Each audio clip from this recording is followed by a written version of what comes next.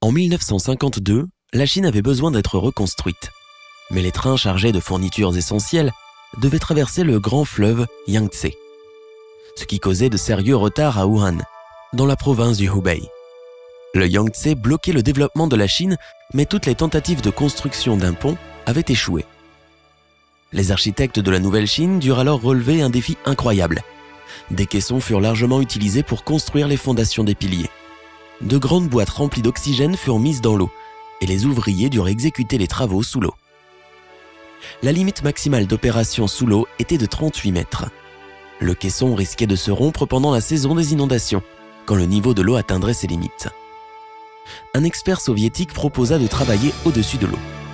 Risques et controverses survenaient fréquemment alors que la Chine essayait de déterminer une méthode afin de mettre en pratique ce qui n'avait existé que dans la théorie.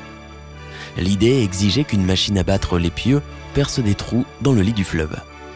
Mais il n'y eut pas assez d'acier pour construire la machine. Avec l'aide des habitants locaux, l'acier des ruines de l'arsenal de Hanyang fut récupéré pour construire la plus grande machine à battre les pieux jusqu'alors jamais vue au monde. La construction du pont de Wuhan sur le Yangtze commença officiellement en 1955. Une fois la fabrication de la machine terminée, des dizaines de milliers d'ouvriers travaillèrent sur le projet de l'aube au crépuscule, jusqu'à ce que le pont soit achevé en 1957. Le 15 octobre 1957, le pont de Wuhan sur le Yangtze fut ouvert au trafic. Les voitures de la ville étaient alignées devant l'entrée du pont, attendant leur première traversée. Le pont de Wuhan sur le Yangtze relie avec succès le nord au sud.